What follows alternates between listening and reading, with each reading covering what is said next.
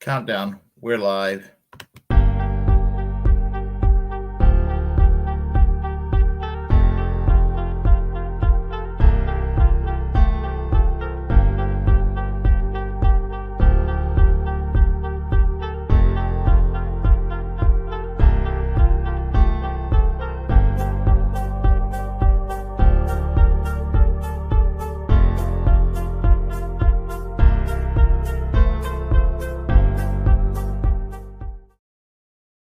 Hello, I am Willie Bragg. Welcome to another edition of the Willie Bragg Show. As you probably are aware already, I'm going to mention it before it becomes old news, that Elon Musk, after speculation that he was interested in buying Twitter, looks like he's going to be buying Twitter at $44 billion. Now, I have a hell of a lot to say about that. As you know, that I don't particularly have fondness for any billionaire. I don't. In fact, I'll flat out say it. I despise all billionaires. I mean, there's not a billionaire that I like. I mean, and there's unfortunately too much of a mindset where we're talking about people on the right, and the right is a whole big spectrum out there that's in media that likes to defend billionaires as if their feelings must be spared. You know, they must have a safe space, but everybody else don't get a safe space. I mean, that's when they become politically correct. I have noticed that kind of a mindset.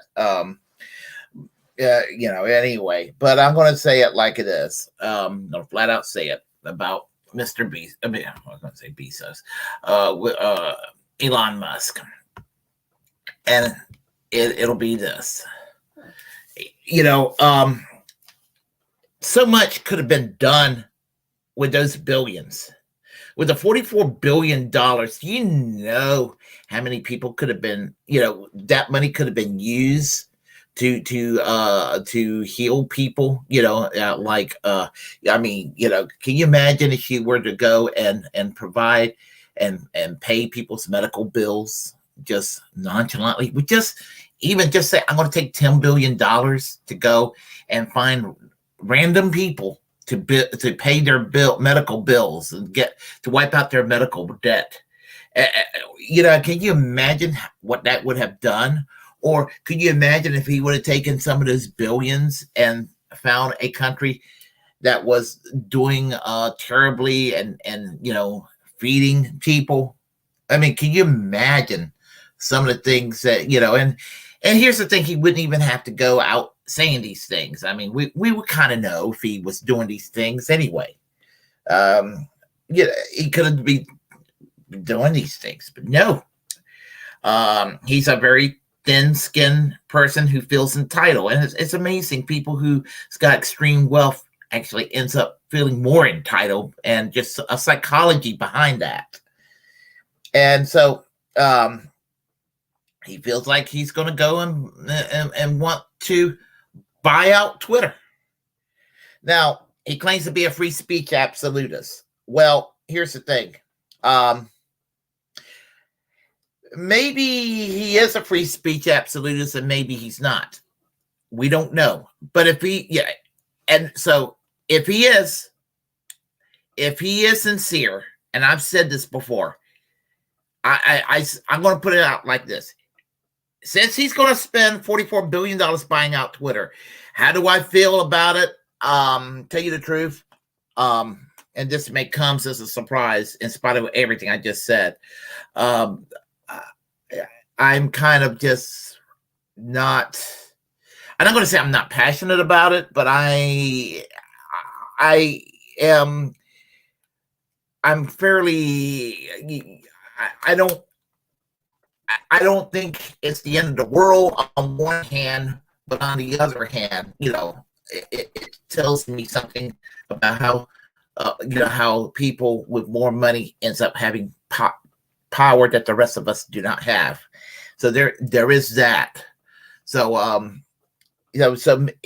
could it be a good thing? Maybe it could be a good thing, and maybe it could be more horrible than what Twitter is right now. And what I mean by that is that if he's for free speech and it becomes the Wild West for free speech, then I will look at his purchasing of Twitter and acknowledge, well, I still think he's an asshole because he's a billionaire. He's a stop clock given the right time twice a day, and at least he's for free speech. And, I just think free speech is actually ultimately good for everyone down the road. Now, I don't need to go into details about things like terms of service and things of that nature, because when it comes to that, those little finite details, there are certain things you can't do. You can't go and threaten people. Obviously, you can't threaten people. You can't go and you can't go around and what they call shouting fire in a theater. You can't. I mean, you can't harass people. And honestly, those are things you can't do. Can you criticize people for what? Can you criticize them? Yes, you can. So, there's a fine line right there. If you're going around threatening people, your shit should be yanked off your you should be deplatforming if you're threatening people or harassing people. Duh. And I don't care who's doing the harassing or the threatening. Okay. So there are limitations. And I say this as somebody who is a free speech absolutist, so somebody who wants to sit there and say, well, he's just trying to find a way to go and censor people. No, I'm not. So, but I think that the left, my fellow leftists, are kind of overreacting for the most part. There are concerns that are valid amongst my fellow lefties, but I think they're still overreacting. At the same time, I think that the right might be over optimistic for the reasons that I was talking about, because with some of them, they think that free speech means, for some of them, they think free speech means harassing people and threatening people. That's what some of them think it means. And I am not saying that if you're a conservative, that you're a normal conservative person, that's what you do. But let's face it, I have dealt with people like this online, cranks online. I have actually dealt with leftists online too that have been very, very, very toxic too. I have dealt with people from across the spectrum that have been, very nasty to deal with. And I have actually blocked people from all sides of the spectrum. But I'm trying to say is that some of the people on the right that wants to go around and call people, call gay people the F word, or call black people the N word, or something like of that nature, things of that nature. And, as I said, there are limitations to what you can do with speech. Yeah, if you want to be a racist, and you have a right to be a racist, but you don't have a right to go and threaten people and harass people at the end of the day. So there is that.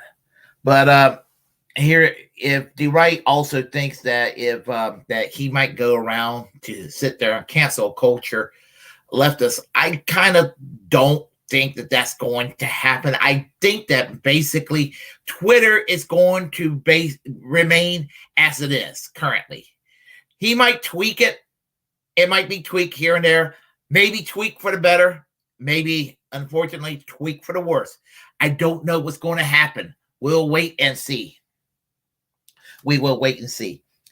I do hope if he's taking over it, since he is taking over it, I don't like to use the term benevolent dictator, but if he is a benevolent dictator and nobody's fucked with regardless of their ideology, and it's a free for all and it's the Wild West for free speech, then that'll be fine, and that will be fine. But but I think that those who are complaining about political correctness and cancel culture and wokeness and some of the aspects of the left that even I will find objectionable at times.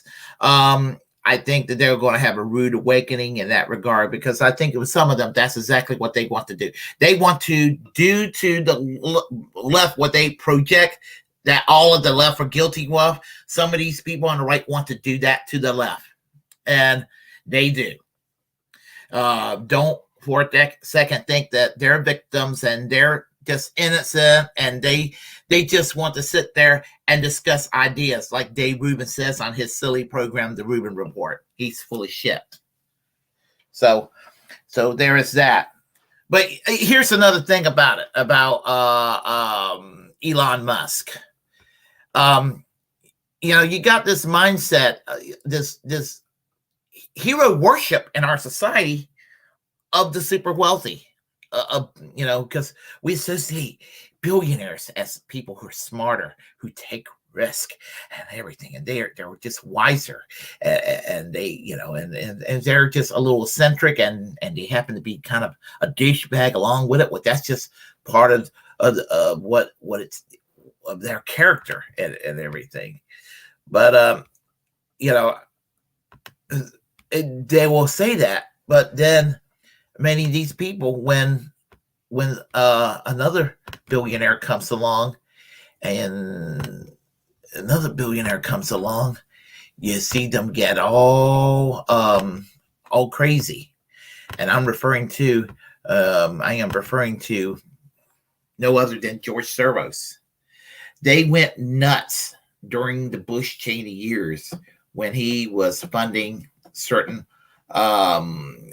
political organizations, and started funding Air America, because at that time, when talk radio, conservative talk radio was like dominating and everything, and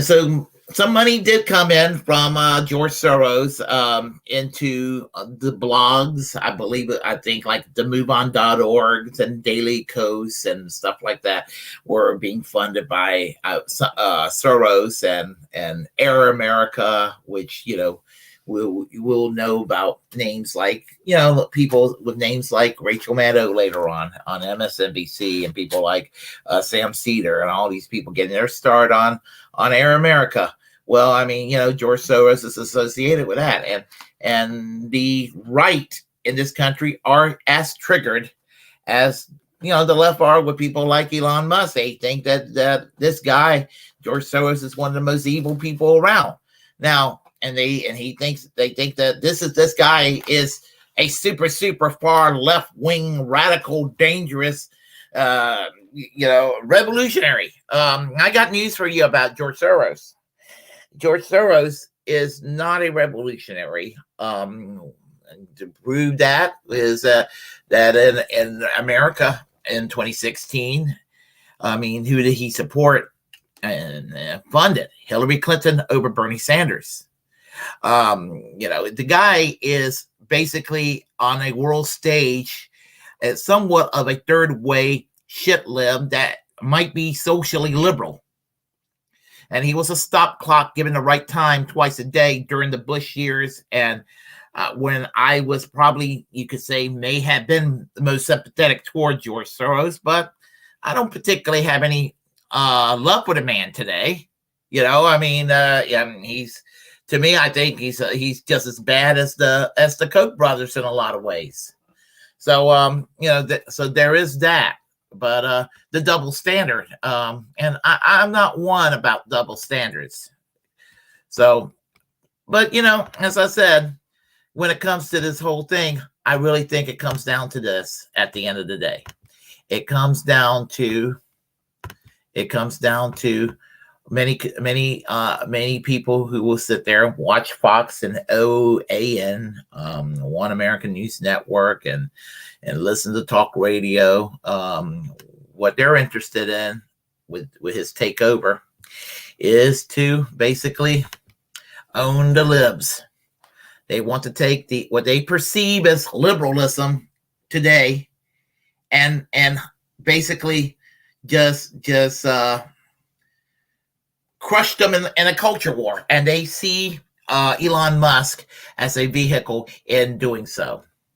And how silly they are, because I mean, these what you call them, social justice warriors, they're a little silly, but gosh, people, they're so 2014, 2015, 2016.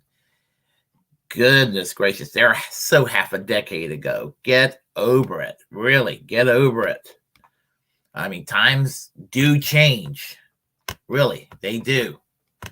So, but having that said, while stop clock gets the right time of day, and even I would say that some of the extreme woke skulls can be a little annoying at times, even from my perspective, because they don't really have a class analysis of what it takes to create a good society. It seems like many of them are lacking on that.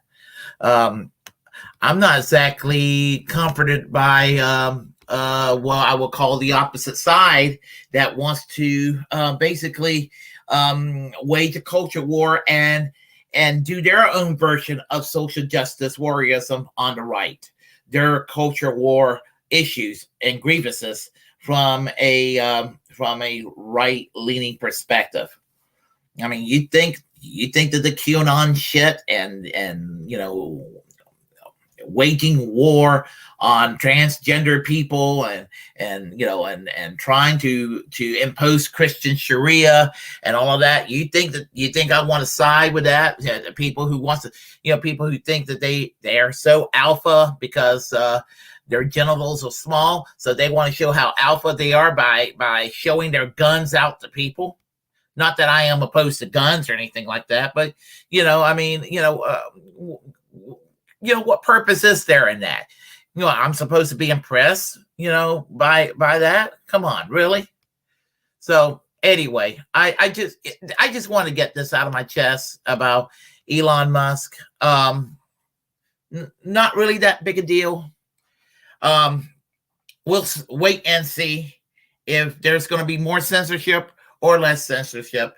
If there's more freedom of speech, and for those who are on the left, on the woke side of the equation, get over it and just embrace it, because the best way to fight speech that you don't like, you have a platform, you fight it back with your own free speech, and you got nothing to be ashamed of, or you got nothing to be embarrassed about, because as leftists, our ideas are better anyway.